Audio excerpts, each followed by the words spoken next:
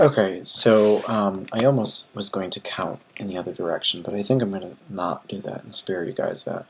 So that was just a really basic example of card counting and a little bit of elemental dignity work.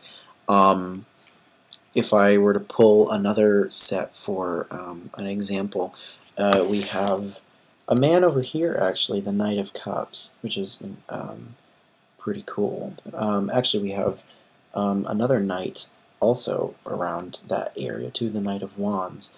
So we have the Knight of Wands and the Knight of Cups actually revolving around the Wheel of Fortune 10. And that's really curious, because the two of them, of course, cancel each other out, and so they seem like back burner people that get shuffled around by the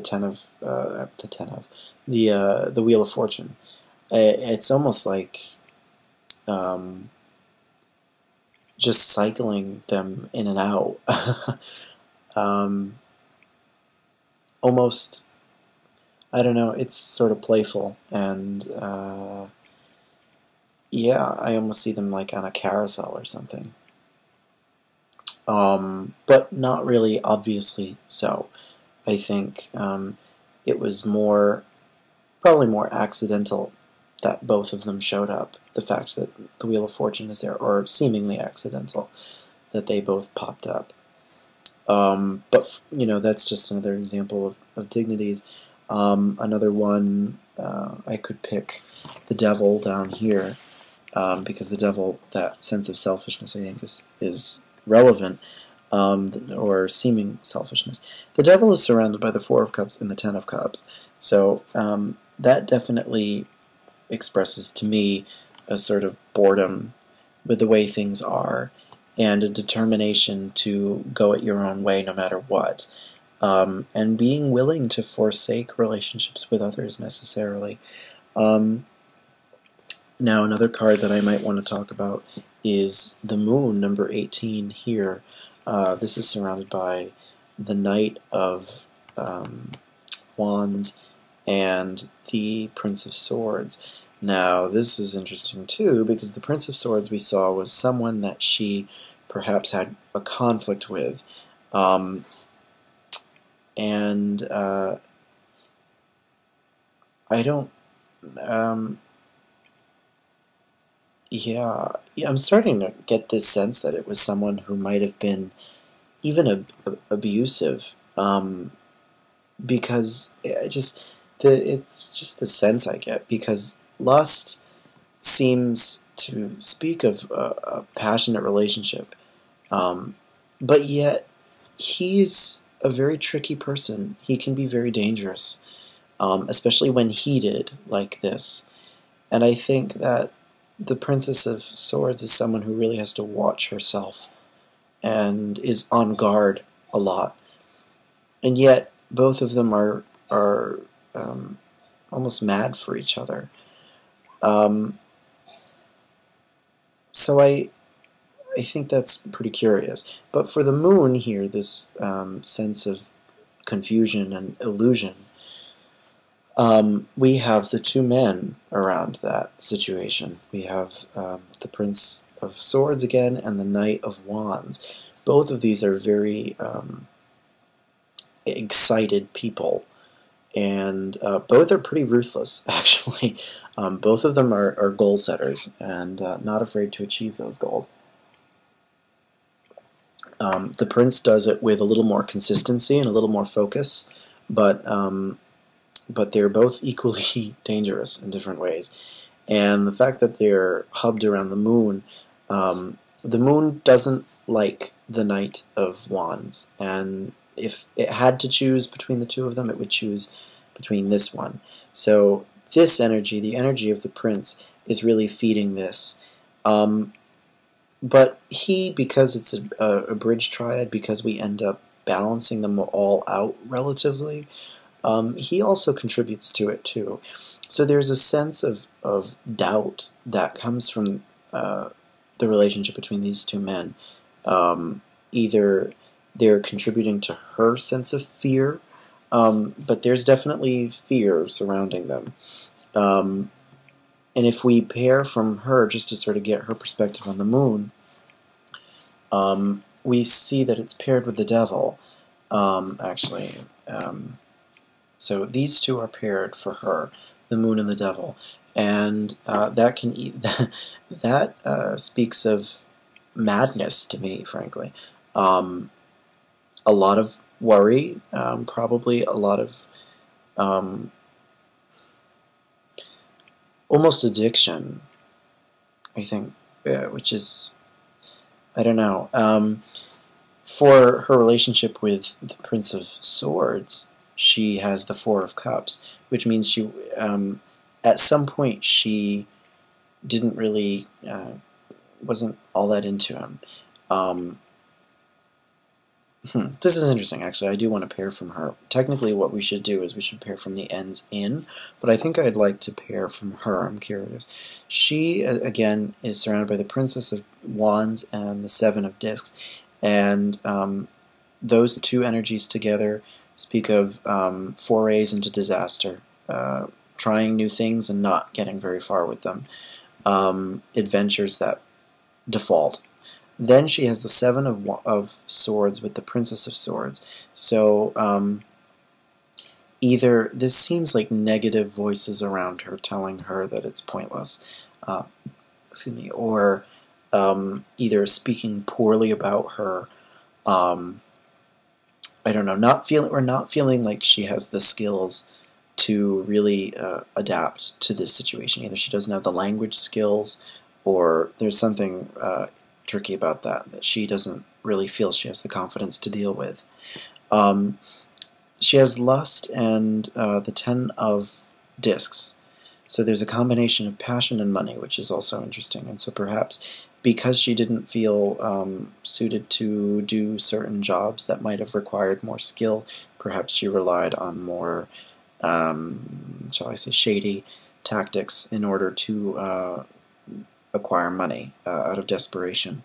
But then she has the Prince of Swords and the Four of Cups, and so it seems to me that she doesn't really necessarily, she has feelings for this person to some extent, but not enough to really want to commit to anything, I think, long term. And from there we have the Devil and the Moon. So that seems to speak of, again, an independence, but surrounded by a lot of nebulous stuff.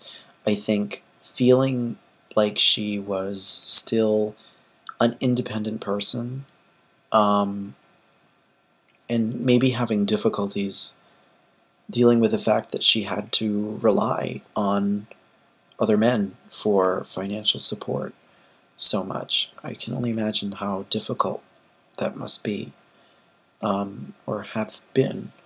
And if that doesn't really have to do with her, then on his part, he's just a scary person, frankly. I wouldn't want to be around him. If those energies are paired more from his perspective, then he's a pretty terrifying person, frankly. He has very strong energies around him that are very dark as well. A very mysterious person, someone not to be trusted necessarily, someone who works for his own motivations only. Then we have the Knight of Wands and the Ten of Cups. So these energies technically cancel out. This might have just been another man who was in the picture, who she might have felt a slightly better connection to, but she maybe didn't want to. Maybe she kept that on the back burner, I don't know, because she was concerned about this man so much, the scary one. I don't know, I think that's really curious. Then she has the Wheel of Fortune and the Priestess paired together. That's a really weird combo, too. I think, sometimes the Priestess represents benevolent guidance from different sources, and maybe that's what she got. Maybe someone was put in her path that helped her out, either helped her figure stuff out or in sort of a mysterious way. I almost get the sense of like a fortune teller or something, or a feiticeira as we say in Portuguese, like a witch type person, which is kind of funny. But that's almost the vibe I get from that. Like, I don't know, either she had a consultation or something. From there, she has the Two of Cups and the Knight of Cups. Now, this is someone either that she ends up having a really strong relationship to, or he has really deep feelings for her. And but I think the next pairing is the Two of Discs and the Seven of Wands. So there's a lot of struggle financially because of that. That relationship isn't exactly the strongest thing in the world, economically speaking. So that's a bit tough.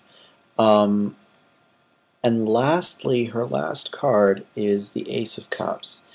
So that represents either a marriage or something, perhaps even a birth, a new child or something. I don't know. Either way, her story is very dark in places, and ending up okay, perhaps because of her relationship with this man, and so that puts him in perspective in a much different way. I think it seems that these two men here, as we talked about before, were better moments, but they were not good enough to really, or rather, one of them really wasn't good enough to really help her. But the Knight of Cups ends up being someone really important. Now, if we pair from the end, just one more exercise in pairing to see where this finally ends up. We basically have an idea of it, but okay. So we have I can't really make the camera zoom out anymore, but we have the Priestess and the Ten of Cups paired together from the end, and that, again, I think speaks to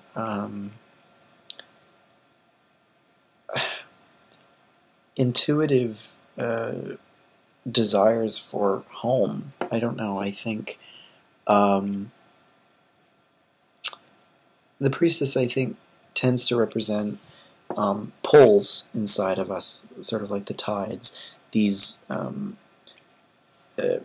indescribable tugs we feel.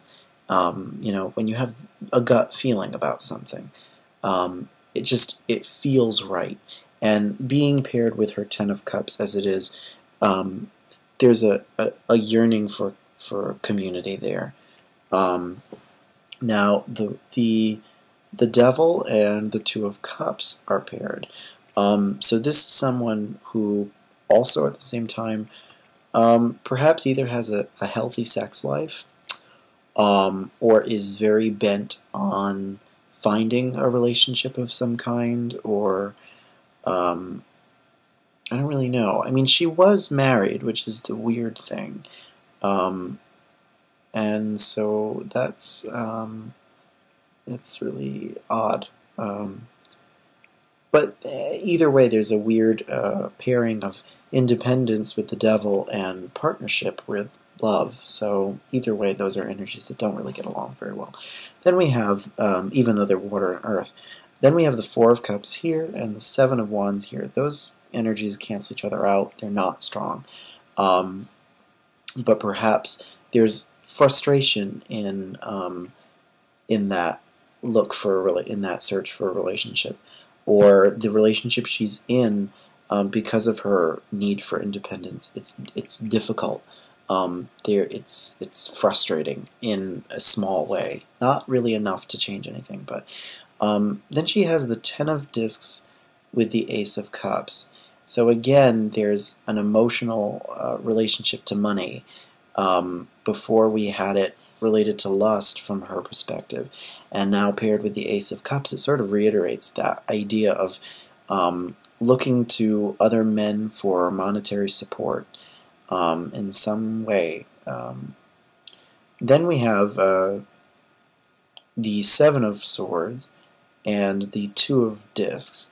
And this is another energy that does not really get along very well, so another subtle energy. And that, I think, that's a really tricky one. I think both of those cards can be really ambiguous. I think that there's, again, just a frustrated effort with finances. Again, finances being a real big issue, I think, for her throughout this, and feeling like it's never enough to get by, perhaps. Then we have the Princess of Wands with the Knight of Cups. Okay, so I would say that very clearly the Knight of Cups is her husband. This is clearly her husband, and this is perhaps her daughter, or one of her children, or all of her children, perhaps. They're paired together. They're also not a strong energy for whatever reason, but they exist. Then from there we have the Wheel of Fortune paired with Antonia herself. So either this was seen as good fortune at first. This was something that seemed to be a good thing, a blessing, if you will, something to be really happy about, that everything up to this point she felt, perhaps vindicated by. Then we get the Seven of Wands paired with the Knight of Wands. The Seven of Discs paired with the Knight of Wands. So this is a man that enters the situation who is not particularly a successful person, someone who's maybe down and out, a bit of a fighter, but someone who's not necessarily a particularly successful person.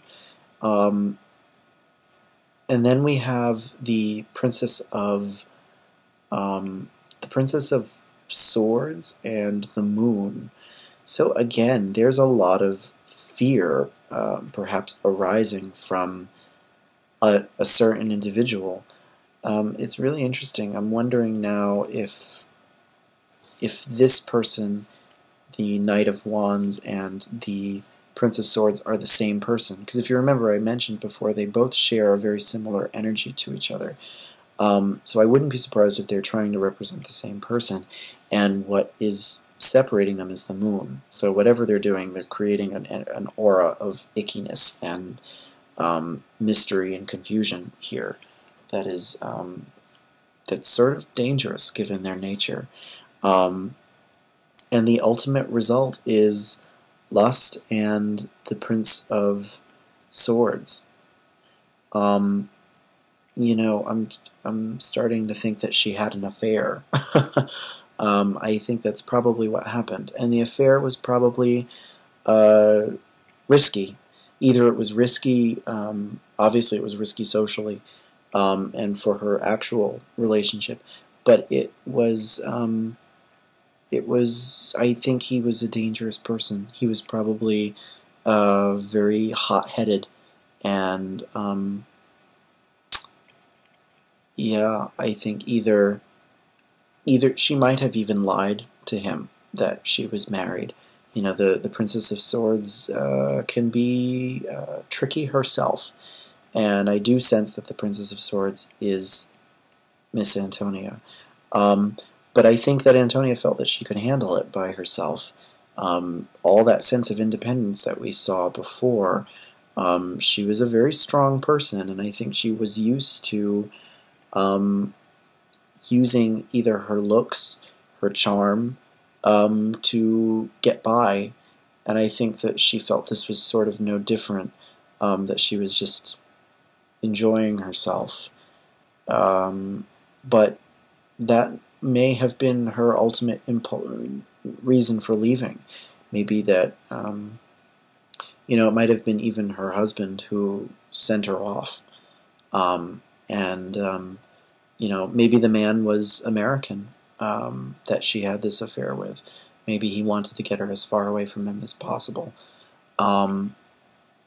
So it's a very interesting history, and I think it's really funny for me.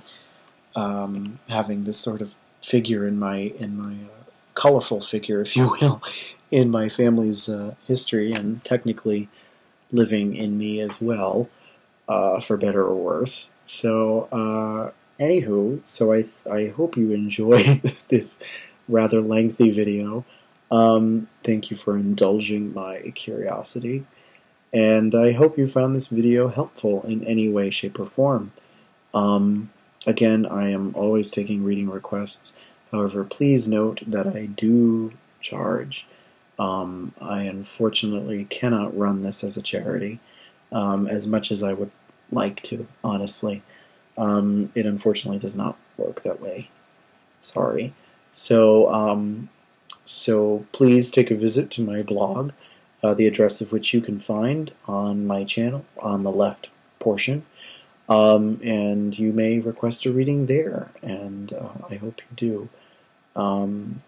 If you like my style, if you are curious, anything like that. Okay, so thank you very much, everyone, and I hope to hear from some of you soon. Let me know if you have any other video requests. I would be happy to do them. Okay, thank you very much. Bye.